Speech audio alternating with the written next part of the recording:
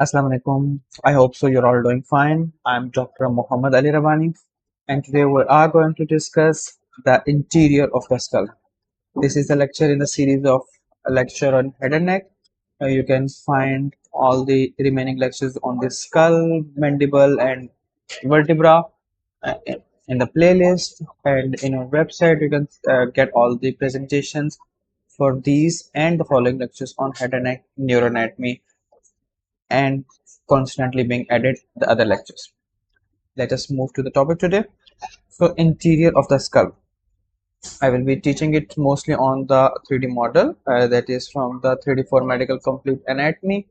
So when we talk about this skull, in our previous video we have discussed in great detail the frontal, the lateral, the basal, the outer, the vertical, upper aspect of the skull, that is called the exterior of the skull. Now let us focus on the interior. To look at an interior, I will be removing the distractions of mandible and bone and teeth, and I will be removing the skull cap, the vault, to have a better access. So here is the skull with the extra things removed, the skull cap removed, and I will be looking into it. So I'm looking at from the back, and now if I look it up, so this is the view I will be focusing in on mostly. So this is the interior of the skull.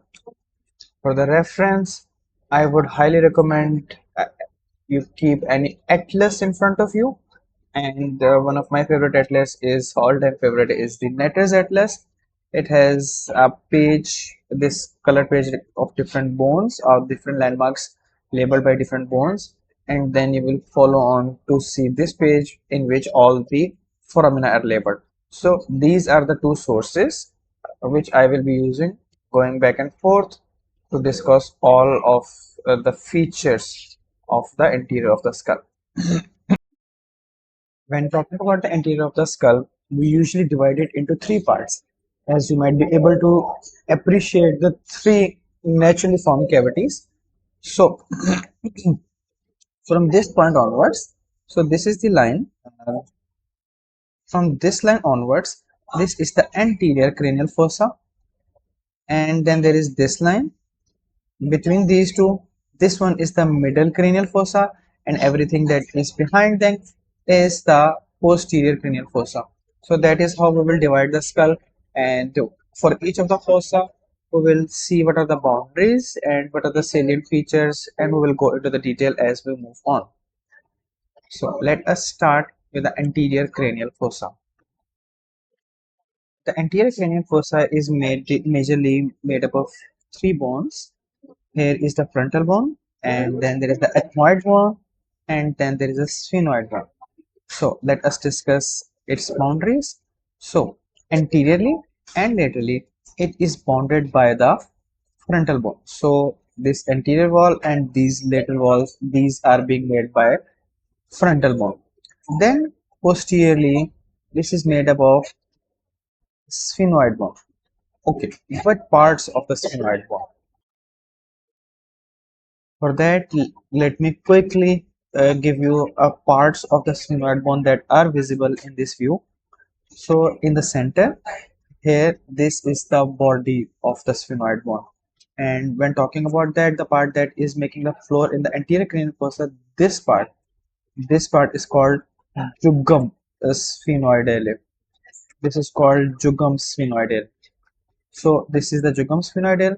Then laterally, these parts, these and these are the lesser wing of sphenoids, and then these bones, these are the greater wing of sphenoid bone.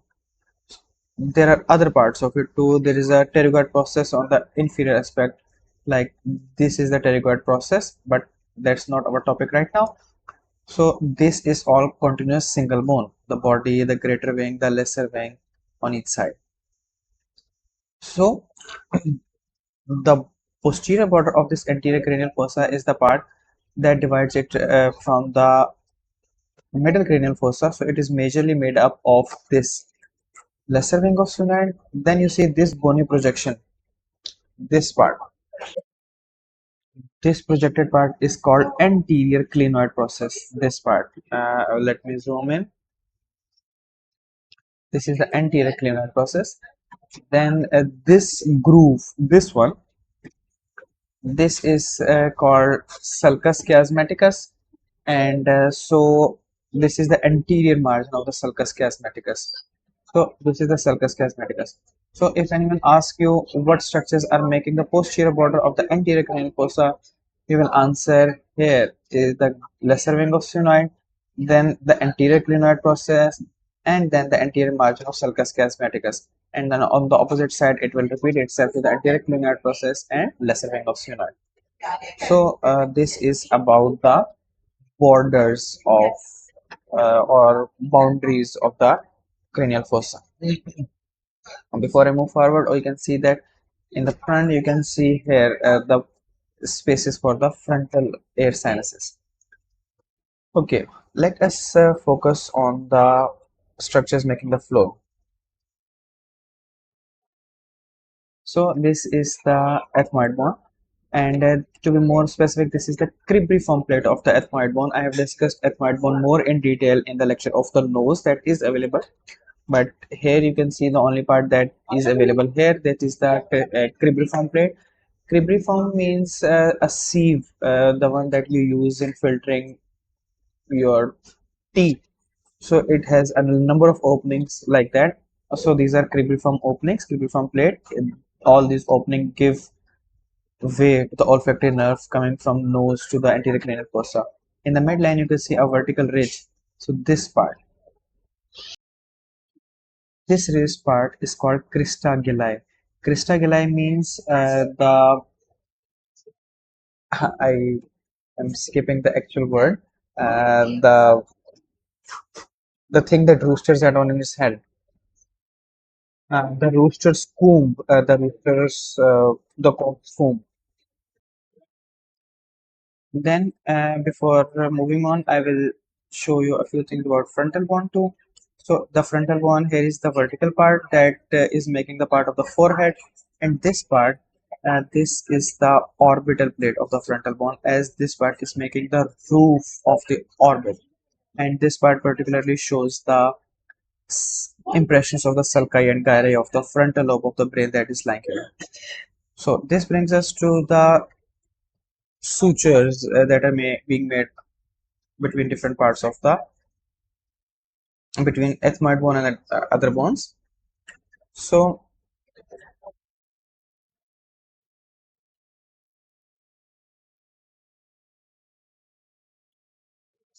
here it is making the joint with the frontal bone in the front, orbital plate of the frontal bones on the sides, and sphenoid bone, to be more specific, jugum sphenoid on the back. And at these openings, you are going to find a few openings. Let us highlight those openings. In the front, at the frontoethmoidal suture, in front of the cristigula, you will find this opening. So this is called, this one is called um, foramen cecum.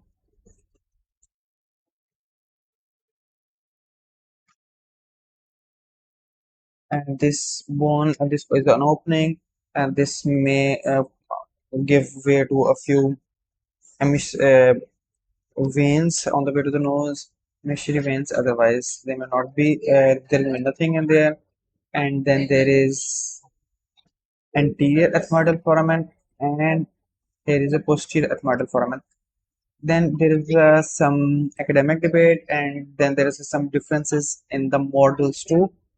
You are most likely to be able to find anterior ethmoidal anterior ethmoidal foramen here between the ethmoidal bone and the frontal bone, and you are going to find the posterior ethmoidal foramen mostly between the ethmoidal bone and the sphenoidal bone. You can find it here too. In this particular model, it was shown here, but you can usually find it here too, and they give way to the arteries and nerves of the same name. And then you will be able to find some foramina, little prominent foramina just on either side of the cristigulae right here. And these are the foramina through which, through the orbit, ethmoidal vein and nerve enter here, and through here, through this foramen, it goes down to the nose. So these are the foramina that you will be encountering, you will be seeing when you're looking at the skull.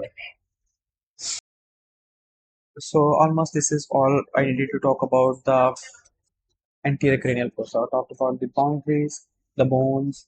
Here's the let me revise it on this picture here. So this is a picture from Atlas. So here was the ethmoid bone, frontal bone, and this raised it in the middle of the ethmoid bone is called the crista galli, and the opening and this sieve-like plate on was called cribriform plate. In front of it, the raised it. This I missed it. This is called frontal crest, and between frontal crest and crista galli, there is the foramen cecum. Then there is this whole part is called the orbital plate, and you will find impressions for sulci and gyri. You will find impressions for arteries. These are the openings that are giving way to the nose below, and anterior and posterior ethmoidal foramen are more shown in the other picture. Anterior wall by frontal bone, lateral by frontal bone, posteriorly by lesser wing of sphenoid, anterior clinoid process, and here this anterior margin of the prechiasmatic sulcus. And openings are more visibly shown here in this picture. The foramen cecum right here. Foramen cecum, let me zoom out a little. Yes, foramen cecum right here, giving way to the emissary veins to the spirocystal sinus. Here is the nasal slit, giving way to the anterior ethmoidal artery vein and nerve to the nose. Here is the anterior ethmoidal foramen going to anterior ethmoidal nerve, artery and vein. Then these all the openings are the cribriform plate openings that give that olfactory plate, and at this posterolateral junction, there is the posterior ethmoidal foramen giving place to posterior ethmoidal artery, vein, and nerve. With this, we wind up the anterior cranial fossa, and with that, let us focus on the posterior cranial fossa. So all this part is the posterior cranial fossa, and its anterior boundary is much similar, is exactly the same as the one that we discussed in the anterior cranial fossa. That is the lesser wing of sphenoid, the anterior clinoid process, the anterior margin of prechiasmatic sulcus, and the same thing on the opposite side. On the back, it is bound on the made of this crest, that is the upper margin or superior margin or crest of the petrous bone, and this part the tuberculum sella, and we'll follow that on the opposite side. This raised part of the tuberculum sella, it's just like here it was anterior clinoid process. This one is called posterior clinoid process. And on each side, it is being bounded by part of greater wing of sphenoid, and here parietal bone, and here parietal bone, squamous bone, sphenoid bone, and squamous part of temporal bone. So these are the different bones that are making this part. Let us dive into a little more detail. So let me start by revising what bones were forming it. There was sphenoid. We talked about the body, the lesser and greater wings. Then there was temporal bone, and on the back there is an occipital bone, but it's mostly on the. So majorly sphenoid bone and the temporal bone are making it. There you may consider contribution of the parietal bone too. If you want to break it in different parts, so sphenoid in the middle you will see the body of the sphenoid. On the side you will see lesser wing of sphenoid in front and greater wing of sphenoid in the back. On the sides in the back you will see squamous part of the temporal bone, and on the back you will see petrous part of the temporal bone. With that, let us discuss further. Okay. When discussing the details of the middle cranial fossa, let us focus ourselves first to the part that is in the midline, basically this part. So this is the median part.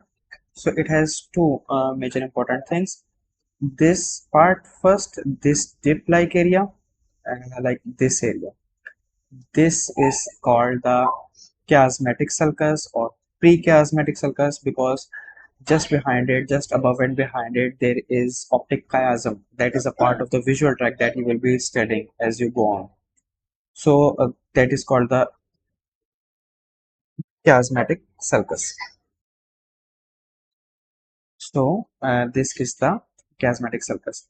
The anterior margin of the chiasmatic sulcus is the part that was making the posterior boundary of the anterior cranial fossa and the anterior boundary of cranial fossa, and then just to back of it, this raised part is called tuberculum sella, and let me show you rather this whole part behind it. This is called uh,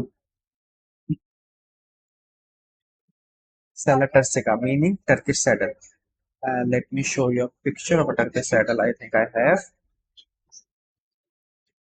Yes. So there is a Turkish saddle, and let us, if we compare it with the analogy to the part of the bone. So this is the anterior part. This is the tuberculum sella, and then there is this dip. This is called hypophyseal fossa. I know this is not on the name of the sella on the actual saddle, but for the bony part. And this one will be called dorsum sella. So let me show you again here. So let me keep things simple. So here is the this part. So this is the tuberculum sella.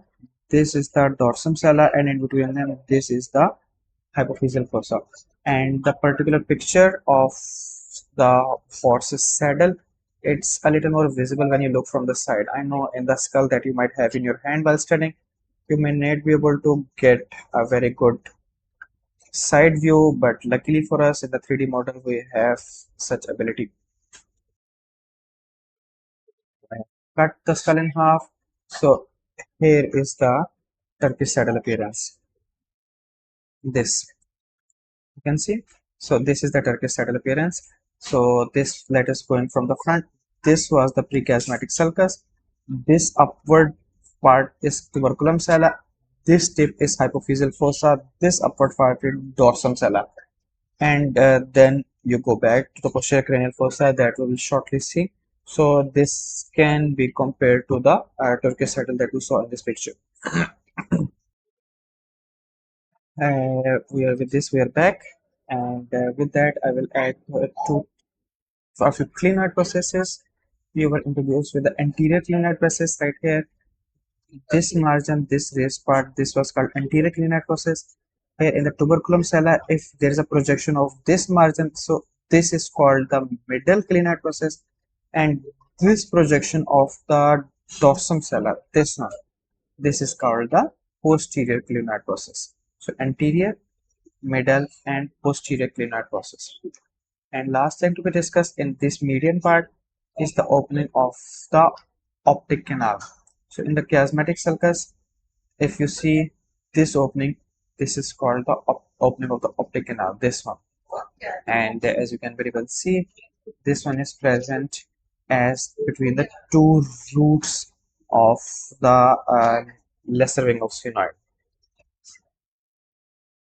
So with this, we have done the median part of the middle cranial fossa, and let us move to the lateral part. This part is made up of this greater and lesser wing of sphenoid, technically greater wing of sphenoid, not lesser wing. It is made up of this greater wing of sphenoid, this squamous part of temporal bone, and anterior half of the petrous part of temporal bone.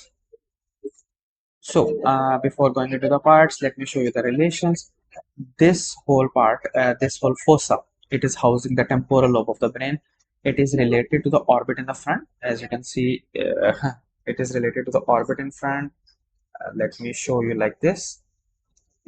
On the side, on this side, it is related to the temporal fossa. On the floor, it is related to this area, the infratemporal fossa. On the back, it is related to the petrous part of the temporal bone. So first opening that I would like to discuss is this orbital fissure. For that, I am removing the parietal bone. Right here, let me remove the parietal bone so that I can get a better picture. So here, so there is this part. This is called the superior orbital fissure. this part. It is present between this one, and here, as you can see, it is present between the greater and lesser wing of sphenoid. So this is the superior orbital fissure. This is how middle cranial fossa communicates with the orbit. So this is the superior orbital fissure, and as you can see, it is directed upwards and laterally. And above it, you can see in this part, this is the lesser wing of sphenoid. Below it, the greater wing of sphenoid. There is a whole barrage of things going through it. We will see them very shortly. Then, if you go back, if you zoom out a little and look at the greater wing of sphenoid, three very important openings that are visible here. Let us show here. These are three openings in arrangement. So this one is this one, the blue one. This one. This is called foramen rotundum, and this light blue one, foramen ovale, and this one is foramen spinosum. And you can memorize it by a mnemonic: ROS, foramen rotundum, ovale, and spinosum. ROS. And by the way, you should know where these all of these openings are opening. Foramen rotundum is ultimately leading to uh, let me let me zoom out a little. It gets tricky. So it opens right here. This fissure. This is called pterygopalatine fossa. This area. So this is pterygopalatine fossa. So foramen rotundum over there, and then there's foramen ovale. It opens on the floor. You can see on the base. You'll see foramen ovale and foramen spinosum. So these are the openings. Then there is foramen lacerum. Rather going into the foramen lacerum, let me dial back a little again. So I talked about foramen lacerum. So let's just dial back a little. So here is the foramen spinosum, and from the foramen spinosum, there are arteries, midmeningeal arteries come, and it's not very clearly shown here. However, some markings are visible here. So here the midmeningeal artery, it comes from this foramen spinosum and it goes all the way till here. And then you discussed it in the part that it anterior division, it's running just on the inside of the pterion. So that's that artery. And then there may be another opening, again not shown in this particular model, not artery, a foramen, that is foramen vitellius, that may be present between foramen ovale and spinosum. Before going into the foramen lacerum, I wanted to come on this part, the petrous bone, and in the middle cranial fossa, we will be discussing the anterior slope. So this is the anterior slope, and this is making the posterior wall of the middle cranial fossa. It has a few impressions. And here, this part, there is the opening. So this opening is the foramen lacerum. Just behind foramen lacerum, if you have a actual bone or model in front of you, I would encourage you to palpate it. Just behind it, somewhere here, there is a dip. This dip is called the dip 4 or fossa 4. Let me remove these markings. So there are some things that may not be very visible in this visually, but they are very well seen when you are actually feeling the bones in your hand. So here, that a little dip that is present right here. So this part, that is a little deep part, you may be able to appreciate a little shade that is visible right here. Let me zoom in. So this dip just behind foramen lacerum.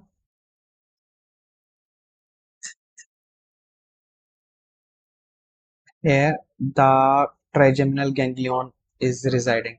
So this is called trigeminal fossa. So this is trigeminal fossa. Then as you look on the side, then there is this here, this raised area is present. This raised area, I'm going to show you this part. This is called arcuate eminence. This is a little raised area, as you can see, if you see from different angle. This is the arcuate eminence, and this is due to the semicircular canals that is present below them. Then here is the part of the bone that is making the roof of the middle cranial middle ear cavity, tegment tympani, and then there is a part of the uh, petrous part of the temporal bone. Superior petrosal sinus is lying here. Here you are going to see a very minuscule, very small two openings that you are going to see. So these openings, the one that is on the back, this is the opening for greater petrosal nerve, and the one that you are going to see in the front, that is for the lesser petrosal nerve. So these two openings, as you can see, these are visible right here and here, and from here the nerves, uh, as they go from this hiatus for greater petrosal nerve, the nerve go to the foramen lesser, like here. So there is a groove right here, and for the foramen lesserum, and for the lesser petrosal nerve, not foramen lesserum, please. From the opening of the, then there is a groove going all the way to uh, foramen spinosum right here. So these are the two grooves that are shown. Okay. Now this brings us to the last thing here, that is the foramen lesserum. Foramen lesserum is this opening. In actual human beings, it's an actual human being. This is an actual human being. I mean, in alive humans and non-cadaveric dissections, this is closed. It does not allow, apart from a few veins, things to pass through it. But there are two openings that are very important in here. Just behind it, you can see there, just behind it, on the, as you can see in the foramen lesserum, in front of it there is the body of the sphenoid bone. On the anterolateral aspect there is greater wing of sphenoid. On the posterior aspect there is apex of the petrous bone, and in the apex of the petrous bone you can see from here this opening. This is the carotid opening. The internal carotid artery enters the skull from the base. Let me show you from the base here. Internal carotid artery enters from here, this part, the one that is shown in the light blue. The internal carotid artery enters from the base of the skull right here, and after passing running through the bone, it on the inside it goes right here. You can see here, you can see the opening of the carotid canal. And again, let me show you on the opposite side. Not here, it's technically here, right here. Let me show you from inside. Again, this is the opening of the carotid canal. Second opening, that is in the anterior wall of the carotid canal. For that, I will have to cut the skull again. Let me do that. We have cut it. Let us look at foramen lesserum from the side. So here is the foramen lesserum. You were looking at from the top, and carotid canal has been cut. We cannot see from the top, but here anteriorly you can see this opening that I wanted to focus. That would be too much hassle. So this opening, let me label it this one.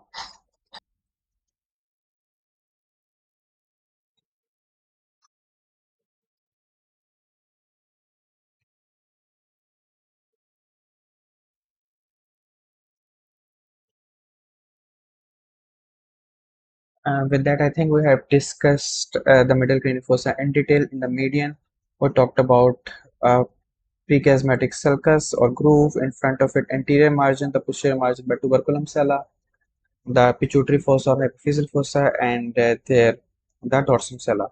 Anterior clinoid processes right here in the margin of tuberculum sella middle clinoid, and the dorsum sella posterior. And then we talked about optic canal. Between the lesser and greater wing, there was orbital fissure. Then three openings: foramen ovale, spinosum, and foramen rotundum, ovale, and spinosum (ROS). Foramen lesserum here, carotid canal, and these are the for the greater petrosal and lesser petrosal nerve. The groove going all the way to the groove going all the way to this foramen lesserum here. The from the lesser petrosal opening, the groove going to foramen ovale. I talked about foramen spinosum. That was a mistake. So correct it, please. Yes, it goes to foramen ovale. I mentioned foramen spinosum. Then through foramen spinosum, these artery grooves for middle meningeal artery branches. These are shown here. And then on the anterior surface of the petrosal bone, we talked about the trigeminal fossa, this eminence, the arcuate eminence. So these are the things we talked about in the middle cranial fossa. And quickly revising the structures and the openings and the structures passing through them. So there was optic canal giving pathway to the optic nerve and ophthalmic artery, sphere orbital fissure going pathway to the oculomotor, trochlear, and abducens nerves, motor nerves, three branches of the ophthalmic nerve, lacrimal, frontal, nasociliary, and sphere ophthalmic vein. And then there is foramen rotundum giving rise to maxillary artery, foramen ovale to mandibular nerve, excessive meningeal injury, lesser petrosal nerve. This is the foramen of Vesalius if present, and it gives emissary veins, then foramen spinosum, middle meningeal artery, carotid canal through internal carotid artery, the plexus surrounding, and foramen lacerum. It technically does not uh, the nerve greater episode don't cross it, but through it it goes to the pterygoid canal, and all of this. Then these are the structures. With this, we have concluded the middle cranial fossa, and now moving to the posterior cranial fossa. Its boundaries anteriorly, it is made up of the things that we saw in the middle cranial fossa. Anteriorly, by the petrous part of temporal bone, to be more specific, its apex. And let me show you like this. Anteriorly it is bound by the petrous part of the temporal bone. Then there is dorsum sella and posterior clinoid processes. So this is the anterior margin, and on either side there is some part of parietal bone, but mostly there is a part of temporal bone, mastoid part of temporal bone, and occipital bone. So these are the bones that are forming. Let us look at the features. In the midline in the median plane, there is this part, and this whole part. Let me show like this. So this whole slope, this is called clivus, Clivus.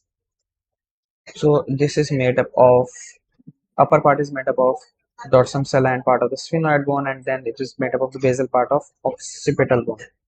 On either side of this, here is this suture, and here is the suture being formed between the petrous part of the temporal bone and the occipital bone. So this part is petro-occipital suture, and it is technically a groove or a sulcus because it uh, houses this houses the inferior petrosal sinus. So here inferior petrosal sinus is present. So this is there, and then this opens into this opening below. So this opening, this is called jugular fossa, jugular foramen. So through that, a number of structures go down to the neck. Then going back, there is foramen magnum. Behind the foramen magnum, if you go up this line is called occipital crest, and here this raised area is called internal occipital protuberance, and then this crest splits to form this triangular area. This triangular area is called it's a vermian fossa. This is called the vermian fossa.